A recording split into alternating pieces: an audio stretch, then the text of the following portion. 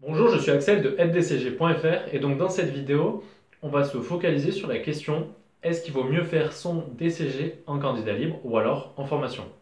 Alors déjà, je vais vous expliquer brièvement mon parcours. Moi, donc j'ai fait un bac ES, ensuite j'ai continué vers un BTS comptabilité gestion et ensuite je suis arrivé donc en deuxième année de DCG. D'où parce qu'en fait avec le BTS comptabilité, donc vous avez les dispenses suivant comment votre établissement organise ses cours, mais moi en tout cas ça m'avait permis d'avoir toutes les dispenses de DCG première année. Donc je suis arrivé en deuxième année. Et là, je l'ai fait en formation, donc en établissement pour le DCG deuxième année. Pour le DCG troisième année, je l'ai fait en candidat libre. Donc il me restait 3 ou 4 épreuves que j'ai fini en candidat libre. Donc comme ça, au moins, j'ai un parcours assez, entre guillemets, varié. Donc du coup, je vais pouvoir vous expliquer avec mon expérience pour pouvoir vous conseiller, vous, si vous sortez par exemple d'un bac ou alors d'un BTS, comment faire, est-ce que vous pouvez le faire en libre et comment ça se passe.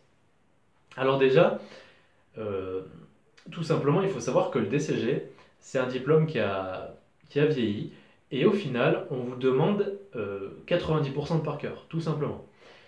En fait, il faut faire en DCG un gros travail, c'est-à-dire que vous avez des matières très volumineuses et en fait, il faut faire un gros travail de synthétisation. Ensuite, il faut apprendre cette synthétisation que vous avez fait, donc par le biais de fiches par exemple, et ensuite essayer de comprendre le mécanisme de réponse aux examens et la méthodologie appliquée et l'appliquer un maximum de fois pour être prêt le jour de l'examen. Et donc pas arriver avec des connaissances, mais vous n'avez jamais fait de sujet, et là vous vous plantez. Ou alors pas arriver, parce que malheureusement les étudiants, soit en fait ils apprennent leur cours par cœur, mais ils ne l'appliquent pas sur des sujets d'examen, puisque c'est très théorique le DCG, donc si vous ne l'appliquez pas sur des sujets d'examen ou sur des exercices, ça va être très compliqué hein, avec les connaissances. Si vous faites votre premier sujet d'examen, vous le faites le jour de l'examen réel, il n'y a aucune chance que vous réussissez. Ou alors, malheureusement, il y a beaucoup d'étudiants, en fait, ils ont ça en connaissance, enfin, en fait, ils ont ça de cours, et ils essaient d'apprendre ça sur 3 ou 4 matières, et donc, ils sont submergés et ils abandonnent. Ou alors, ils n'y arrivent pas, au final, ils ont fait qu'une épreuve et demie, et ils ne valident qu'une épreuve ou une épreuve et demie, ou 2 épreuves, par exemple. Donc, moi, ce que je vous conseille, donc, c'est que vous avez ça en cours, donc soit ça en bouquin, soit ça le cours de votre professeur. On va dire qu'on a ça en termes de volume global, et il faut réduire en ça à peu près. Enfin, c'est une image. Vous le réduisez en fiches, vous l'apprenez par cœur et vous appliquez un maximum de nombre de fois ces fiches et avec la méthodologie adaptée sur des sujets d'examen et des exercices. Donc voilà pour le petit aspect méthodologique. Donc vous avez un lien en description, etc. ou en haut des fiches, si vous voulez voir en fait le début de mes fiches, pour voir après si vous voulez télécharger entièrement donc, les fiches de TCG. Et donc, deuxième aspect, moi, je vous conseille, donc si vous sortez d'un bac, déjà, il y a 3 options. Donc, soit vous voulez faire dès le début, euh, la première année, deuxième année, troisième année, tout l'intégralité du DCG en candidat libre, soit vous voulez passer par un BTS comptabilité ou un DUT GEA, soit, et ensuite faire le DCG, donc, soit vous voulez faire le DCG directement, mais en formation. Alors déjà, tout ce qui est attaquer le DCG en candidat libre, juste après le bac, pour moi, je supprime et ça, moi, je vous conseille d'oublier. Moi, je vous conseille vraiment pas de le faire. Après, faites comme vous voulez. Tout simplement parce que il y a des épreuves euh, qui demandent de l'encadrement, c'est-à-dire les épreuves donc, de rapport de stage et la découverte de la comptabilité. Pour moi, ça demande de l'encadrement. Pour au moins vous familiariser avec ces matières-là, c'est très compliqué d'apprendre ces concepts, surtout quand on vient de matière générale. Moi, je me rappelle qu'en BTS, ça avait été, voilà, la comptabilité, ça avait été l'épreuve la plus compliquée à comprendre au niveau de la comptabilité et de la fiscalité. Et voilà, donc là, c'est là où l'aspect apport au niveau du cours des professeurs et leur méthodologie m'a été très utile en fait pour comprendre les mécanismes. Après, une fois que vous l'avez compris, vous pouvez l'appliquer et travailler seul, mais il faut vraiment le comprendre. Et ça, c'est très difficile, à mon sens, de le comprendre par le biais de bouquins, les mécanismes de fiscalité et de comptabilité, par exemple. Donc ça, je le déconseille fortement de faire directement en DCG en candidat libre. Alors, deuxième option, vous faites le DUT GEA ou alors le BTS comptabilité. Donc ça, moi je le conseille, moi je l'ai fait, mais honnêtement je le conseille. Alors on pourrait croire qu'on a perdu donc 2 ans parce que du coup si on fait le DCG directement et qu'on réussit nos 3 épreuves, nos 3 années, et ben on fait en 3 ans. Alors que si on fait le BTS et qu'ensuite on fait 2 années de DCG, on le fait en 4 ans. Bon certes, donc déjà rien ne vous oblige à passer vos 2 années de DCG en une seule en passant les 7 épreuves d'un coup. Bon, ça c'est relativement difficile, mais c'est faisable. Mais bon après, oubliez le fait d'avoir perdu une année, c'est pas très grave, honnêtement, parce que vous allez le gagner en termes de compétences. Pourquoi? Parce que le BTS et le DUT, vous allez faire des stages et puis aussi vous allez être plus professionnalisé. Surtout avec le BTS comptabilité, c'est vraiment un diplôme très professionnalisant, donc il va falloir, c'est là où vous allez maximiser vos compétences au niveau de l'application de la comptabilité, du contrôle de gestion, par le biais de vos stages, etc. C'est vraiment très professionnalisant par le biais de l'utilisation d'Excel, des outils logiciels sur ordinateur. Et c'est vraiment ce qui est très demandé donc, dans le milieu professionnel. Donc profitez de ces formations-là pour vous professionnaliser un maximum. Parce qu'après en DCG, pendant 1 ou 2 ans, tout ce qui est professionnel, vous oubliez, puisque de toute façon c'est que du théorique, que des bouquins. Donc pendant 2 ans, vous allez vous écarter du milieu professionnel. Donc c'est pas un mal de vous focaliser pendant le BTS et le DUT, ou le DUT, sur l'aspect professionnel. Et du coup, ça vous fera vraiment une formation bénéfique.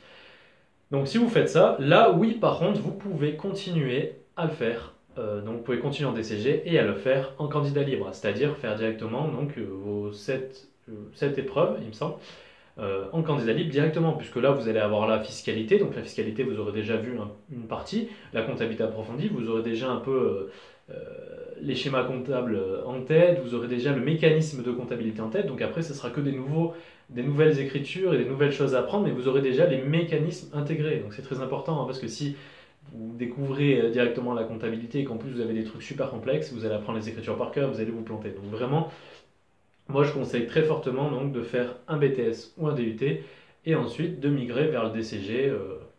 Pourquoi pas donc directement le faire en libre. Là vous pouvez. Donc après, comme je vous ai dit, ça demande une méthodologie de travail particulière, c'est-à-dire avoir le bouquin, le synthétiser, le mettre sous fiche, l'apprendre, faire quelques exemples de cas pratiques, etc.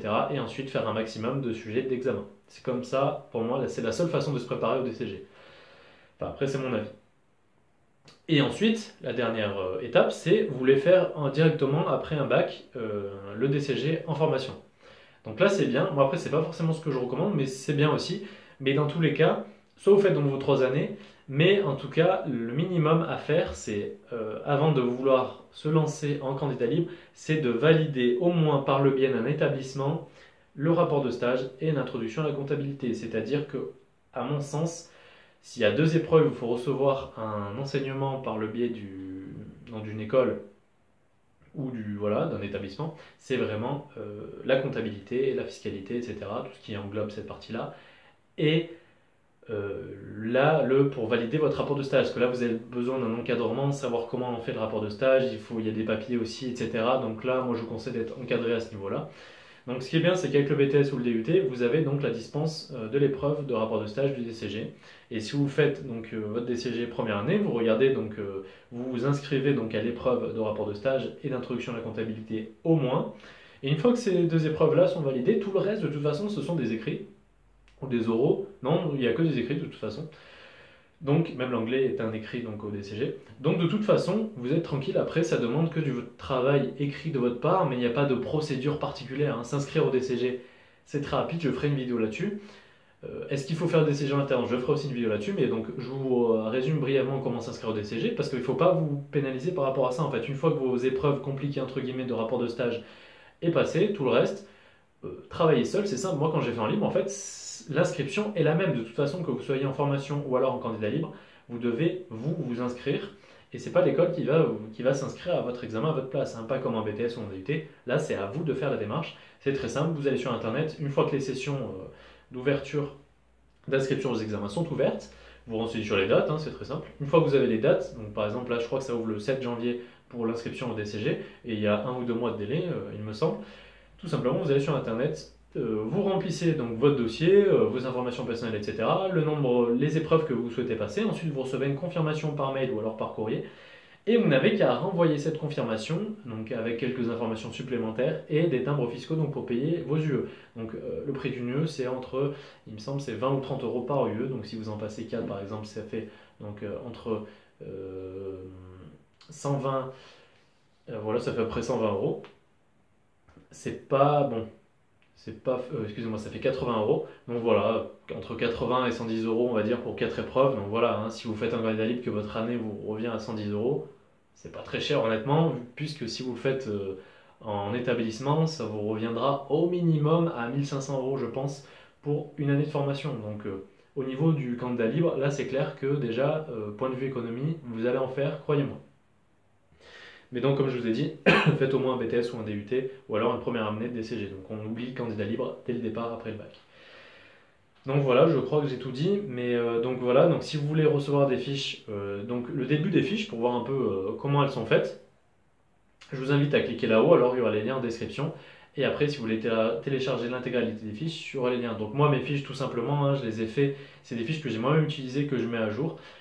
En fait c'est tout simplement des résumés de plusieurs sujets, c'est-à-dire que il y a des matières donc quand j'ai passé en libre, donc là c'est uniquement des résumés de bouquins, de sujets d'examen, de sources internet, etc. Donc c'est un gros mini-mélo de toutes ces sources-là pour faire un résumé très compact et le plus concis possible et le plus approprié et, au sujet d'examen. C'est-à-dire que moi, tout ce qu'il y a dans mes fiches, 100% est utile pour l'examen, hein. Je veux dire, c'est pas des trucs qui sont à côté de la plaque, il n'y a pas de blabla, on va à l'essentiel. Et c'est utile parce que c'est très concis, il y a peu de pages, vous apprenez ça par cœur, ensuite vous faites un maximum d'exercices et de sujets d'examen en complément, et là normalement vous devrez réussir. Ou alors donc soit c'est pour celle que j'ai passée en libre j'ai fait comme ça, et pour celle donc où j'ai suivi donc un cours en établissement, là j'ai sélectionné en fait le meilleur de ce qui était, j'ai synthétisé au maximum donc le cours des professeurs, plus j'ai enlevé en fait des parties qui ne m'intéressaient pas, que je trouvais pas pertinentes au niveau des cours magistraux des professeurs, et j'ai rajouté les parties qu'il n'y avait pas, donc par rapport au sujet d'examen, par rapport au bouquin, j'ai rajouté quelques exemples, j'ai rajouté des définitions, etc. En fait j'ai fait pareil, un gros millimélo, sauf qu'il y a une source en plus, c'est le cours du professeur, mais au final j'ai généralement très peu pris dans le cours des professeurs, et c'est vraiment 80% qui vient à chaque fois, donc des bouquins d'examen, des sujets d'examen, voilà. Donc voilà, après c'est une méthodologie, hein, faire des fiches, c'est vraiment une méthodologie, ça s'apprend.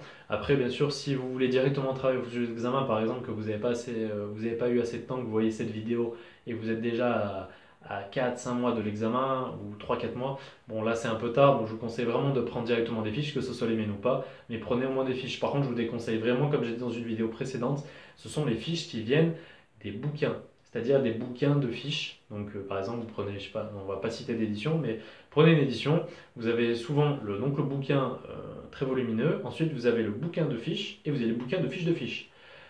Et même les fiches, dans ce type de bouquin, bah, malheureusement, c'est pas optimum, car au final, il y a encore beaucoup de blabla, il y a des choses qui sont pas pertinentes, il y a des choses que vous trouverez jamais aux examens. Et puis bon, généralement, les étudiants, ils achètent tout ça à la fin, mais ça sert à rien parce que c'est des fiches qui sont pas pertinentes. Et de toute façon, ce qu'il faut faire à la fin, c'est appliquer un maximum, faire un maximum de sujets d'examen. Donc avec des fiches comme ça, déjà le temps de resynthétiser ça, parce que des fiches de fiches proposées par des bouquins, il faut encore les synthétiser. Par contre, moi ce que je conseille, c'est de vous y prendre en avance et d'acheter directement le gros bouquin et de synthétiser vous-même le gros bouquin. Ça, c'est la meilleure chose à faire. Donc voilà en tout cas pour cette vidéo, je pense que j'ai tout dit. Donc dans les prochaines vidéos, donc, je vous ferai donc une vidéo sur est-ce qu'il faut passer son DCG. Non, je vous parlerai en fait de l'alternance. Est-ce qu'il faut faire son DCG en alternance, est-ce qu'il faut faire son BTS en alternance. Et aussi, je ferai une vidéo donc dès l'ouverture des inscriptions aux examens, je ferai une vidéo sur comment s'inscrire à vos examens pour le DCG. Donc voilà, j'espère que cette vidéo vous sera utile et on se dit à la prochaine.